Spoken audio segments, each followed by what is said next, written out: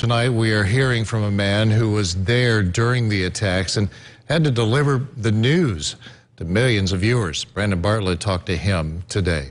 Brandon?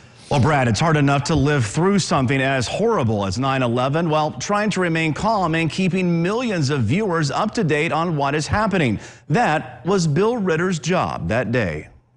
Quite simply, as we begin our 11 o'clock edition of Eyewitness News, the unthinkable happened today. The World Trade Center, both towers, gone, and we are all witnessing. Bill is the lead anchor of Eyewitness News on WABC television in New York City. He was at Ground Zero again this morning, anchoring his station's coverage of the 18th anniversary of 9/11.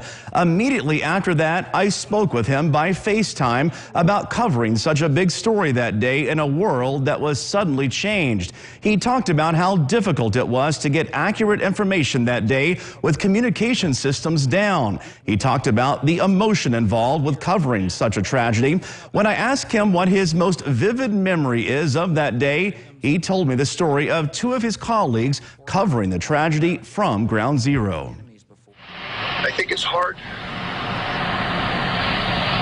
to not think about those towers crumbling. But if I picture myself with one image besides that, we have two colleagues, Nina Pineda and Lauren Glassberg, fast friends then and now, who were out there covering it, and someone snapped a picture of them hiding with a car as cover as the dust of those crumbled towers poured over them.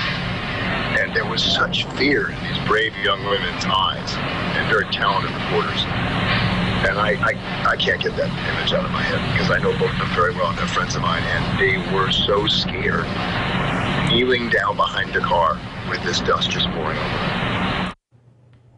And Bill also told me that it's important for journalists to keep telling the stories of 9/11 because most students graduating from high school now were born after 9/11. And Brad and Shelley, we talked about several different issues from that day.